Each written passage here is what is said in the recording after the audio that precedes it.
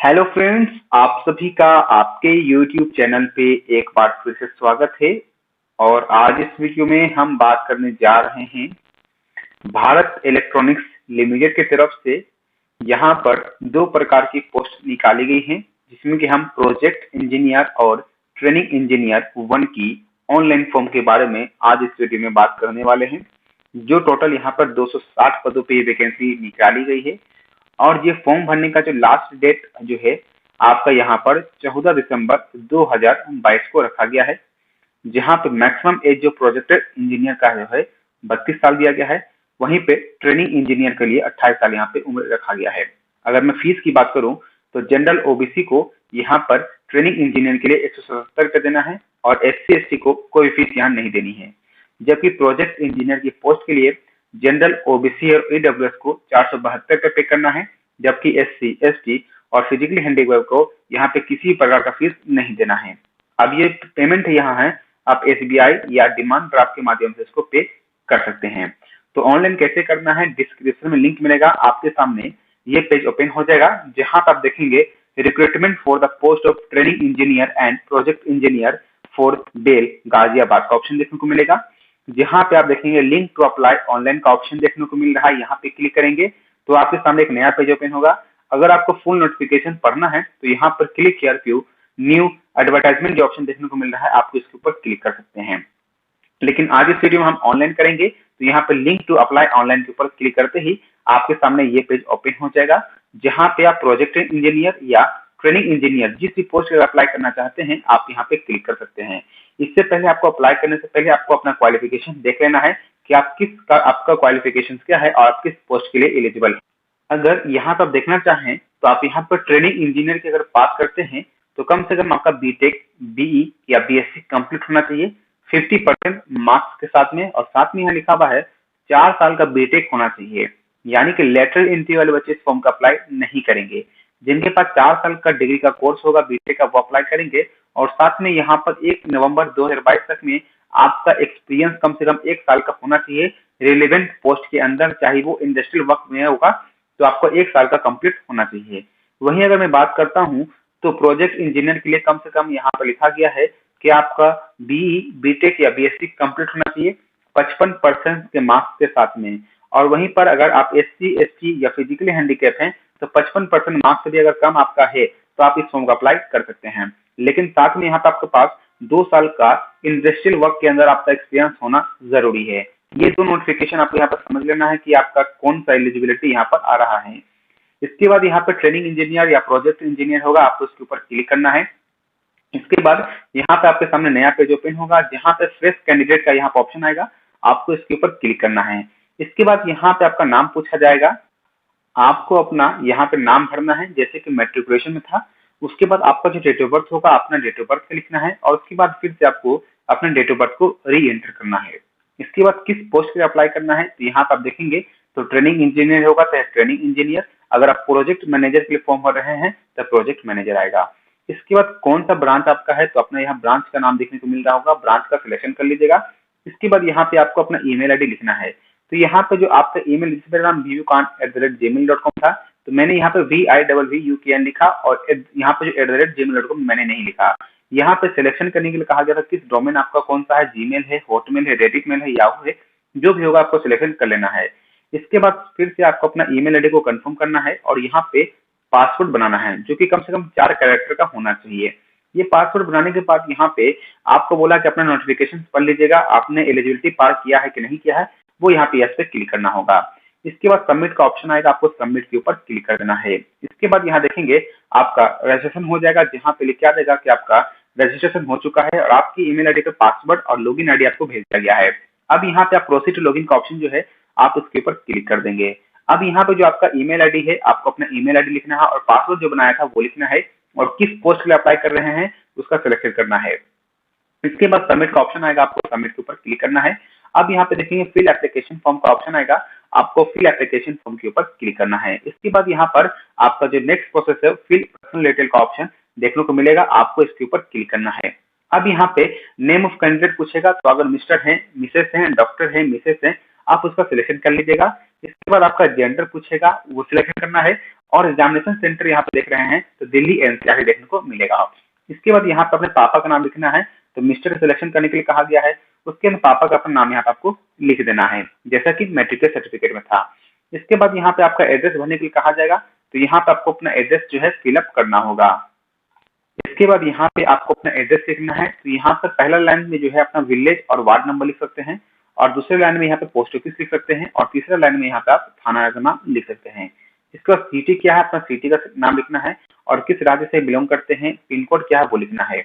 अगर आपका permanent address correspondence same होगा तो आपको यहाँ पे क्लिक का ऑप्शन देखने को मिलेगा, आप टिक कर दीजिएगा तो ऑटोमेटिक यहाँ पे आपका एड्रेस फिलअप हो जाएगा।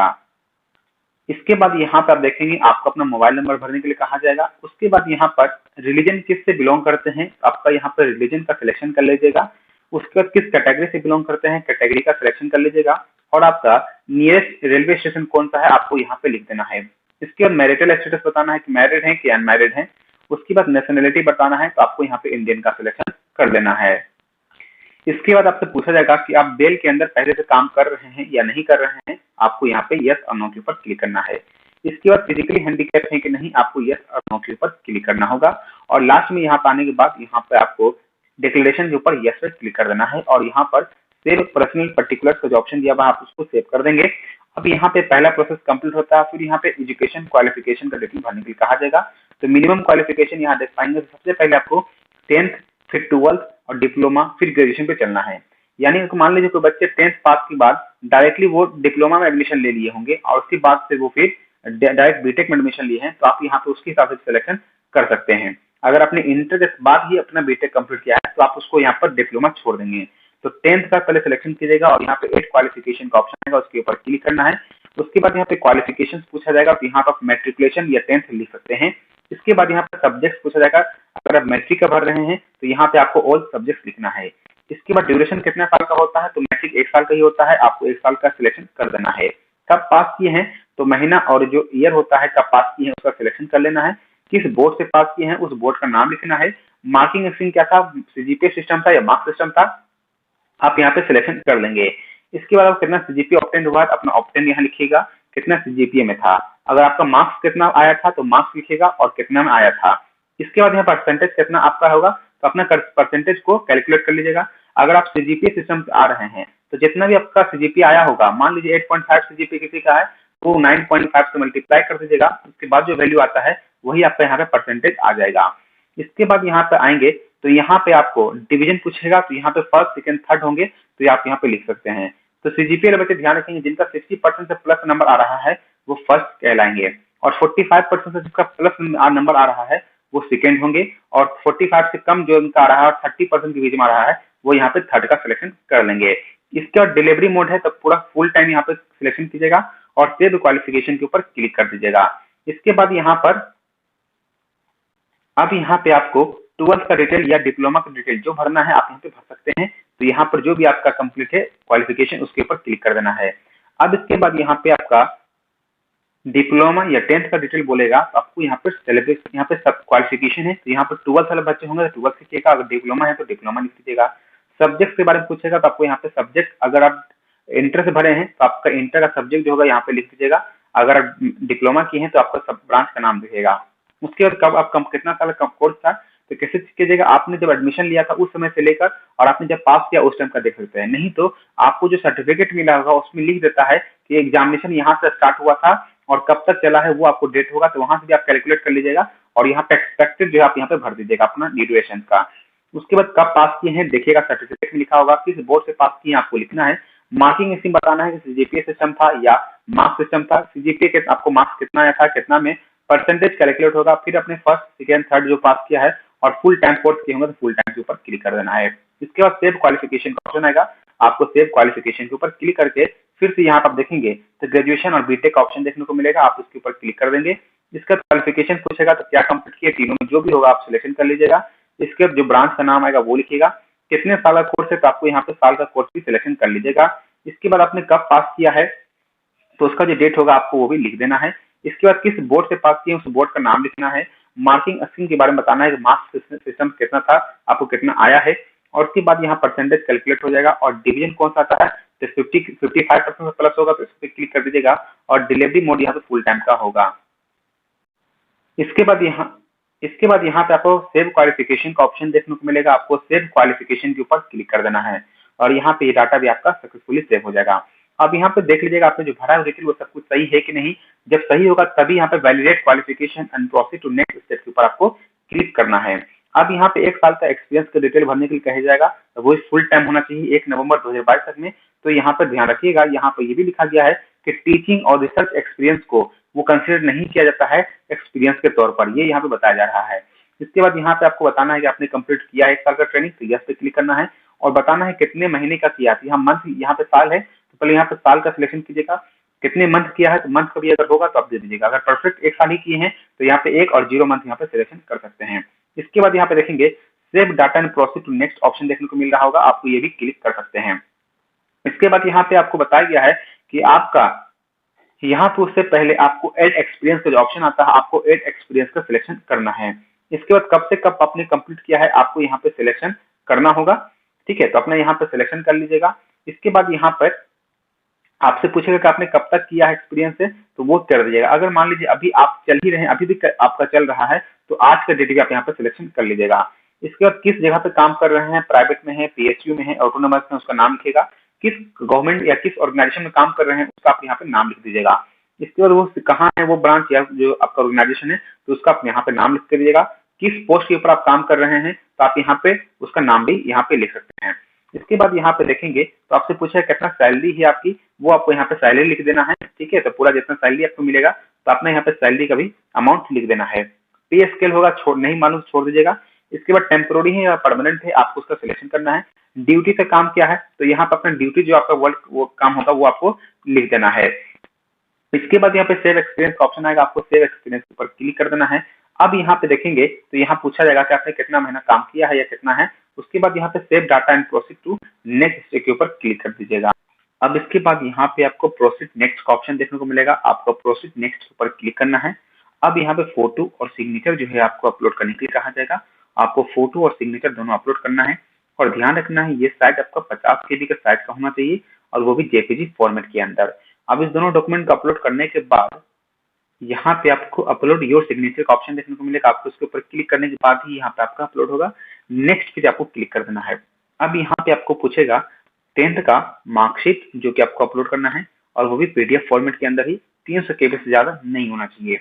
उसी प्रकार से आपको कोई आईडी प्रूफ जैसे कि आधार कार्ड, पैन कार्ड, पासपोर्ट या ड्राइविंग लाइसेंस या वोटर आईडी कार्ड, ये भी आपको अपलोड करना है। 300 KB के से ज्यादा नहीं होना चाहिए और पीडीएफ फॉर्मेट में होना चाहिए। वहीं पे बीटेक का मार्कशीट आपको अपलोड करना होगा सभी सेमेस्टर का एक ही में करके और वो 2 MB से ज्यादा नहीं होना चाहिए और वही पीडीएफ फॉर्मेट के अंदर। साथ में यहाँ पे जो फाइनल डिग्री सर्टिफिकेट आपका होता है बीटेक का वो आपको अपलोड करना है पीडीएफ फॉर्मेट में, 300 KB से ज्यादा नहीं होना चाहिए। साथ में आपका डिप्लोमा का जो मार्कशीट होगा आपको अपना डिप्लोमा का मार्कशीट अपलोड करना होगा। अगर 12th का पूछेगा तो आपको 12th का मार्कशीट अपने आप अपलोड करना है, 300 KB से ज्यादा नहीं होना चाहिए। और साथ में आपका एक्सपीरियंस सर्टिफिकेट जो भी होगा आपको 2 MB से ज्यादा नहीं होना चाहिए और यहाँ पे सिंगल पीडीएफ मैडम कह रहा है। इसके बाद अगर आप किसी जाति से बिलोंग कर रहे हैं या AWS से बिलोंग कर रहे हैं तो ये भी आपको जाति ये बना के देना होगा। और ध्यान रखिएगा AWS कैंडिडेट उनका 2021 और 22 का ही जो होगा AWS वैलिड होगा और साथ में ओबीसी कैटेगरी जो सर्टिफिकेट होगा वो एक अपने 2021 के बाद तो ही वैलिड माना जाएगा अगर आप किसी भी ओबीसी कैटेगरी से बिलोंग कर रहे हैं।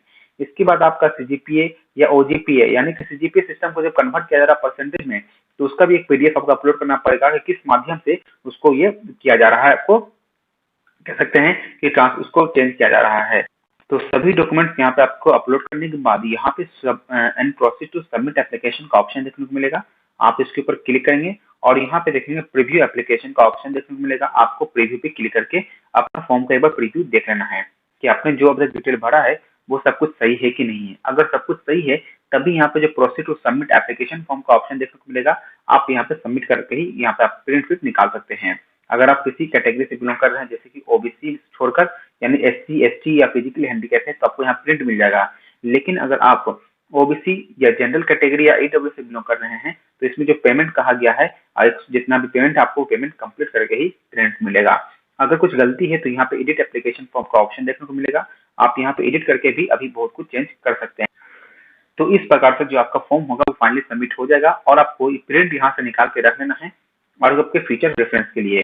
और आपने जो भी डॉक्यूमेंट्स यहाँ पर दिया है वो सभी सर्टिफिकेट आपका रेडी होना चाहिए। जब आपका यहाँ पर नेक्स्ट प्रोसेस पे यानी कि जब आपका डॉक्यूमेंट वेरिफिकेशन होगा, ये सभी मार्कशीट और वेरिफिकेशन किया जाएगा बाकी सर्टिफिकेट का, इससे आपको बाद में फाइनली सब कुछ हो पाएगा। तो इस प्रकार से जो फॉर्म है आपका यहाँ पे फिलअप हो जाएगा। आशा करता हूँ इस प्रकार से वीडियो का फॉर्म आसानी से भर सकते हैं। मिलेंगे जल्दी नेक्स्ट वीडियो में। Thank you for watching this.